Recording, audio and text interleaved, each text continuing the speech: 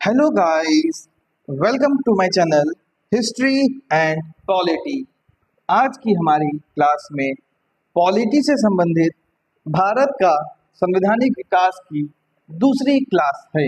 आइए आज की क्लास शुरू करते हैं और देखते हैं 1784 का पिट्स इंडिया एक्ट। 1784 का Pitt's India act regulating act के दोषों को दूर करने के लिए इस एक्ट को पारित किया गया। इस एक्ट से संबंधित विधेयक ब्रिटेन के तत्कालीन प्रधानमंत्री पिट द एंगर ने संसद में प्रस्तुत किया तथा 1784 में ब्रिटिश संसद ने इसे पारित कर दिया। इस एक्ट के प्रमुख उपबंध निम्न अनुसार थे। भारत में कंपनी के क्षेत्रों को पहली बार भारत में ब्रिटिश आधिपत्य का क्षेत्र कहा गया।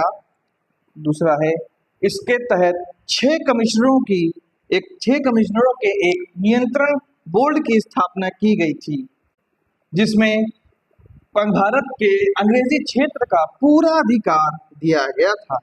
इसे बोर्ड ऑफ कंट्रोल के नाम से भी जाना जाता है। इसमें सदस्यों की नियुक्ति जिसमें ब्रिटेन के सम्राट द्वारा की जाती थी। इसके 6 सदस्यों में एक ब्रिटेन का अर्थमंत्री, दूसरा विदेश सचिव तथा 4 अन्य सदस्य थे जिन्हें ब्रिटेन के सम्राट द्वारा प्रिवी काउंसिल के सदस्यों में से चुने जाते थे। भारत में गवर्नर जनरल की जो परिषद थी उसमें बदलाव करते हुए 4 में 4 से घटाकर 3 कर दिए गए थे। इसके 3 में एक जो मुख्य स्थान था वो सेनापति को दे दिया गया था। साथ ही गवर्नर जनरल को वीटो का अधिकार दिया गया था। वीटो का अधिकार जैसे परिषद में कोई भी चीज पारित होती है, पारित होने के बावजूद उसको गवर्नर जनरल वीटो कर सकते थे कि उस अधिनियम को निरस्त कर सकते थे। उनके पास वीटो शक्ति दी गई थी। इसने सभी अंग्रेज अधिकारियों, चाहे वो राजनीतिक हो और चाहे सैनिक हो, को नौकरी ज्वाइन करने के 2 महीने के भीतर ही अपनी संपत्तियों की घोषणा करनी होती थी। ये प्रावधान आज भी हमारे संविधान में उपलब्ध है तथा मुंबई तथा मद्रास के गवर्नर पूर्ण रूपेण गवर्नर जनरल के अधीन कर दिए गए। मतलब अब उनका जो भी कार्य होगा वो बंगाल के गवर्नर जनरल से पूछ के ही करेंगे। मद्रास तथा मुंबई के गवर्नरों की सहायता के लिए भी 3 सदस्यीय परिषदों का गठन किया गया था। गवर्नर जनरल को प्रांतीय सरकारों को बर्खास्त करने का अधिकार भी दिया गया था।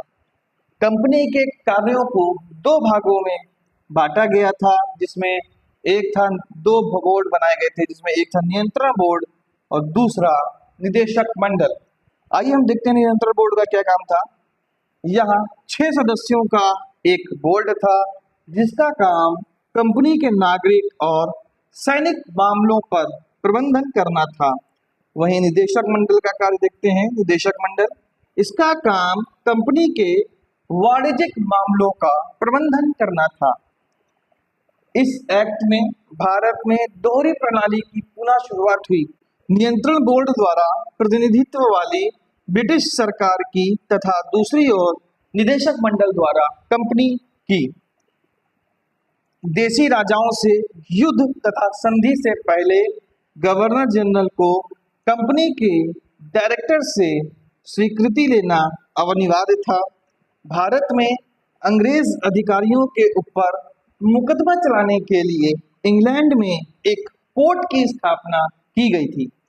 आइए अब हम लोग 1784 पिट्स इंडिया एक्ट के कमियों के बारे में जानकारी प्राप्त करते हैं।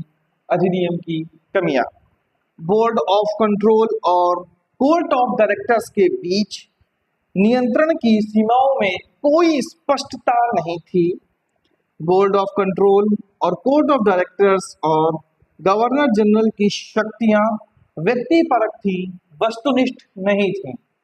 नियंत्रण बोर्ड पर पक्षपात का आरोप लगाया गया था। आइए अब हम लोग 1786 के अधिनियम को देखते हैं। 1786 में लॉर्ड कॉर्नवालिस को बंगाल का गवर्नर जनरल नियुक्त किया गया था।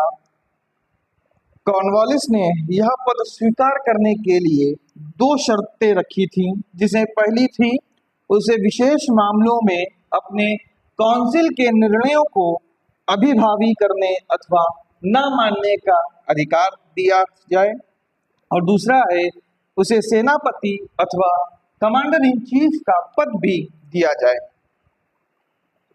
उपरोक्त शर्तों को 1786 के कानूनों में प्रावधानों के रूप में शामिल जोड़ा गया था। आइए अब हम लोग 1793 का चार्टर अधिनियम के बारे में देखते हैं। 1793 का चार्टर अधिनियम ब्रिटिश संसद द्वारा पारित चार्टर एक्ट की श्रृंखला में यह पहला चार्टर एक्ट था। इसमें भारत के साथ कंपनी को भारत के साथ व्यापार करने के एकाधिकार को अगले 20 वर्षों के लिए बढ़ाने के लिए नवीनीकृत किया गया था। आइए अब हम लोग अधिनियम की विशेषताओं के बारे में देखते हैं। लॉर्ड कॉर्नवालिस की अपनी परिषद पर अधिकारी होने वाली शक्ति को सभी आगामी गवर्नर जनरलों और प्रेसिडेंसी के गवर्नरों तक बढ़ा दिया गया। इसने भारत में कंपनी के व्यापार अधिकार को 20 वर्षों की एक और अवधि के लिए बढ़ा दिया। आइए अब हम इसका शक्ति का केंद्रीकरण के बारे में देखते हैं। शक्ति का विस्तार, गवर्नर जनरल को विशेष परिस्थितियों में परिषद में बहुमत की अवहेलना करने का अधिकार दिया, अर्थात वीटो का अधिकार। अधिक्रमण की शक्ति, जब गवर्नर जनरल मद्रास या बंबई में मौजूद होते तो वह मद्रास और बंबई के गवर्नरों को प्रत्यादिष्ट करने का अधिकार दिया गया। वीसी की नियुक्ति, बंगाल में उनकी अनुपस्थिति में गवर्नर जनरल अपनी परिषद के नागरिक सदस्यों में से एक को उपाध्यक्ष नियुक्त कर सकते थे। वित्तीय निकासी, कंपनी को अपने लाभांश का 10% तक बढ़ाने की अनुमति दी गई थी। नियंत्रण बोर्ड के कर्मचारियों और सदस्यों के वेतन कंपनी से लिया जाता था। कंपनी द्वारा हर साल 5 लाख ब्रिटिश पाउंड ब्रिटिश सरकार को देना होता था। अन्य परिवर्तन जो हुए थे, सर्वप्रथम नियंत्रण बोर्ड में प्रशासनिक परिवर्तन। नियंत्रण बोर्ड की संरचना एक अध्यक्ष और 2 कनिष्ठ सदस्यों, जरूरी नहीं कि वे प्रीवी काउंसिल के सदस्य हों, में बदल गई। अधिकारी के भारत से जाने पर रोक, कंपनी के वरिष्ठ अधिकारी बिना अनुमति के भारत नहीं छोड़ सकते थे। अगर वो ऐसा करते तो यह उनका इस्तीफा माना जाता। विशेषाधिकार या देश व्यापार, कंपनी व्यक्तियों और कंपनी के कर्मचारियों को भारत में व्यापार करने के लिए लाइसेंस के लिए अधिकृत थी। ब्रिटिश भारतीय क्षेत्र में लिखित विधियों द्वारा प्रशासन की नींव रखी गई तथा सभी कानूनों को विनियमों की व्याख्या का अधिकार न्यायालय को प्रदान किया गया। धन्यवाद।